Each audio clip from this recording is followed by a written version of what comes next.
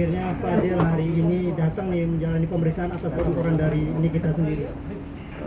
Ya alhamdulillah ya, akhirnya bukan akhirnya mungkin memang kemarin berhalangan karena sakit dan bilang alhamdulillahnya hari ini sudah fit, berarti sudah bisa memenuhi panggilan ya.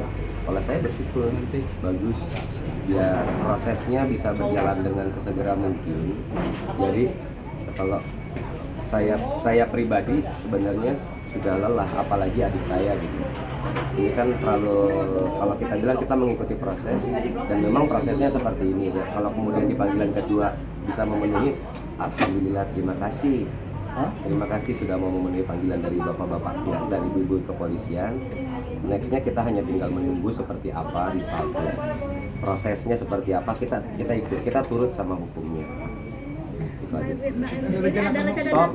Stop dulu, pelan-pelan. Ini satu ya, saya kan tadi bilang 3 ya. Ini satu, enggak 3. Kan tadi bilang 2 atau 3, jangan belok-belok.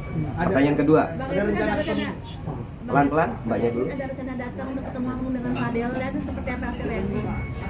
Seperti apa ya, ada rencana ingin bertemu dengan Fadil dan reaksinya seperti apa? Kalau reaksi maksudnya gimana ya? Apa di-expect saya tahu ketepok ya kan enggak juga gitu.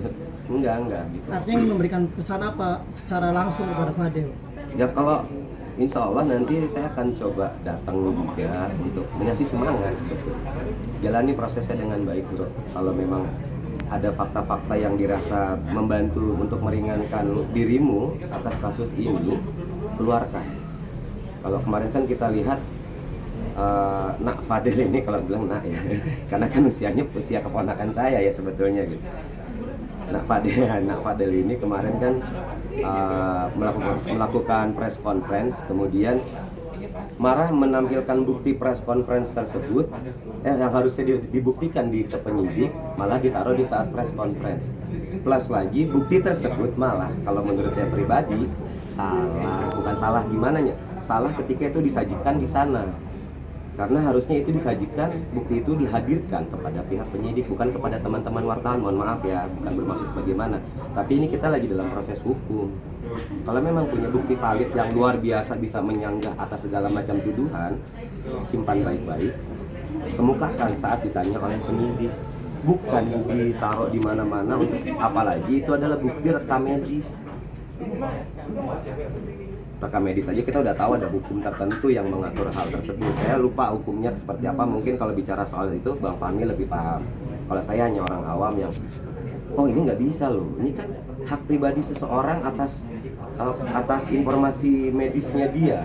Kalau dia orang itu tidak mengizinkan, nggak boleh. Nah kalau kita bicara orang itu saat ini adalah ponakan saya Laura. Tapi kita masih ingat juga Laura di bawah umur. Dan ketika Laura di bawah umur, siapa yang berhak atas rekam medis tersebut selain anak ini?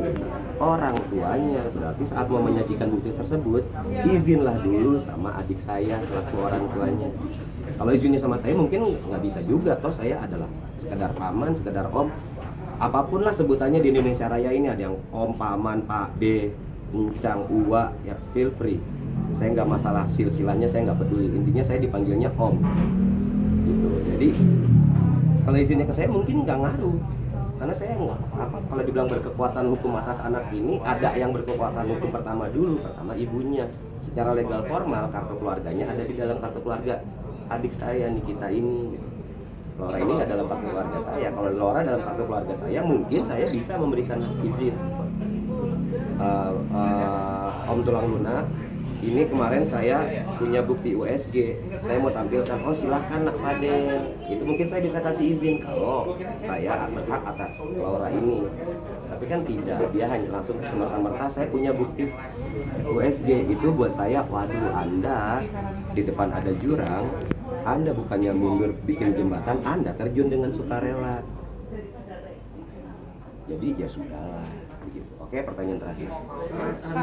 Terkait Enggak dulu, abang ini baru datang. Jadi saya cuma ngasih 3 pertanyaan. Mas ini terakhir. Sedikit hari ini kan ke Jepang ya, mungkin ada yang disampaikan ke abang gitu. Mewakili. Kita sudah untuk hal ini kita sudah nggak perlu bicara secara verbal, bicara secara tertulis. Kita udah main hati aja sekarang. Kakak beradik ini hatinya udah sama, pikirannya sudah sama. Jadi insya Allah apapun yang adik saya sampaikan atau lakukan seperti yang kemarin teman-teman ketahui juga, dia sudah membuat gerakan lagi pelaporan baru ya. Itu dia tidak berkomunikasi lagi dengan saya karena memang itu sudah seharusnya.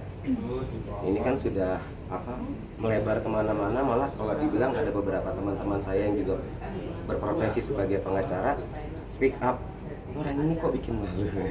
Sudah sepantasnya ini. Bagus adekmu melakukan ini bro, bagus adekmu melakukan ini, karena ini juga clear di air untuk para pengacara yang lain bahwa pengacara memang supposed to be tidak melakukan itu, tidak melakukan bahwa harusnya kan antara klien dan pengacaranya harus sangat amat jujur. Punya bukti apa? Ini perlu ditampilkan atau tidak? Perlu diekspos ke media atau tidak? Itu adalah keputusan pengacara, bukan keputusan klien. Pengacara itu menuntun kliennya untuk kalaupun dia bersalah, dia mendapatkan hukuman seadil-adilnya. Tapi kalau data-data itu menunjukkan dia tidak bersalah, dia bisa dibebaskan atas tuduhan tersebut. Itu tugas pengacara. Jadi kalau ada yang bilang pengacara ini kok bela orang salah, enggak. Itu bukan tugas pengacara. Tugas pengacara adalah memberikan membantu mengarahkan kepada keputusan yang sebaik-baiknya. Jadi kalau dibilang pengacaranya kok belain orang salah, jelas-jelas dia salah. Bukan lagi bela orang salah, dia lagi membela hak orang tersebut untuk mendapatkan, misalnya kalau dia salah, hukuman yang adil. Pun dia tidak bersalah, ya dia seharusnya dibebaskan. Berdasarkan apa? Berdasarkan bukti-bukti valid yang disajikan ke penyidik, bukan disajikan ke wartawan. Kalau boleh satu lagi tadi Satu dan terakhir ya. Udah ya, maaf ya Mbak ya. Maaf ya Mbak. Ini follow up atau sama ini aja ya, Mbak. Maaf ya. Satu lagi terakhir. Tadi soal Pak Rasman ngomong bahwa ketika Mizadi menelantarkan anak selama beberapa tahun dan kemudian pada saat pulang ke sini tiba-tiba kok baru dar memperjuangkan kakek Laura seperti yang katakannya Abang. Sorry, tadi ngomongnya kecepatan, boleh agak pelan? Kita Mizadi dibilang menelantarkan anak dan kemudian sekarang dibilang baru memperjuangkan itu kemana aja gitu, karena kemudian dia dibilang melantarkan anaknya. Oke. Ini pertanyaan terakhir ya, habis ini saya minta udah, karena saya takut saya terlalu banyak bicara nanti saya malah salah. Ya, ini pertanyaan terakhir, saya jawab ya di sini. Kalau dibilang menelantarkan, ini adalah bentuk kita memberikan kesempatan kepada Laura untuk silahkan kamu mencoba independen. Rasakan kerasnya dunia, nah. Dunia ini nggak manis loh. Kalau kami grab terus, ibaratnya kami megang pasir nih. Makin kami kepal, kamu akan tetap lolos kok. Nah, jadi ini keinginanmu, sudah lakukan. Jadi ini apa namanya? Ini bahasa hati orang tua ya. Ketika mulut sudah tidak bisa berucap, minal aidin wal faizin, bukan. Ini biasanya ucapan minal aidin wal faizin. Ketika mulut sudah tidak bisa berucap, itu bentuknya adalah doa.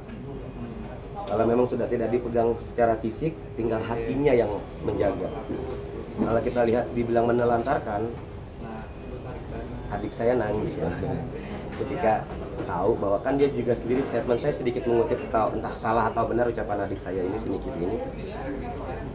Anak gue mau bebas, tapi bukan berarti lu boleh nyakitin dia.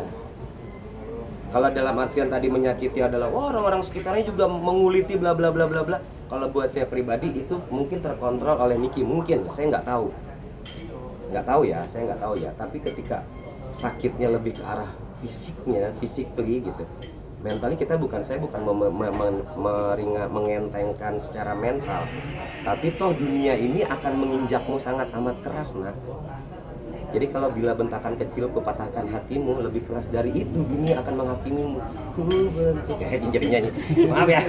Nggak, jadi udah gitu aja. Jadi kalau dibilang menelantarkan, itu bukan menelantarkan, itu adalah bentuk orang tua memenuhi keinginan anak. Kadang orang pengen bilang bebas itu ya. Ya, anak kan Laura kemarin pun di mobil ngomong saya, aku independen. Oh, makanya teman-teman minggu lalu saya imbau untuk ayo jangan panggil Loli lagi ya. Karena anak ini ketika dia ingin independen, dia ingin melepas sebenarnya identitasnya dia. Ingin melepas identitasnya dia yang terkait dengan ibunya. Tapi nama Laura nggak bisa dilepas dari itu karena itu adalah nama lahir. Buat saya tone-nya Laura itu jauh lebih positif. Karena seingat saya, Laura itu adalah anak yang baik. Oke. Terima kasih.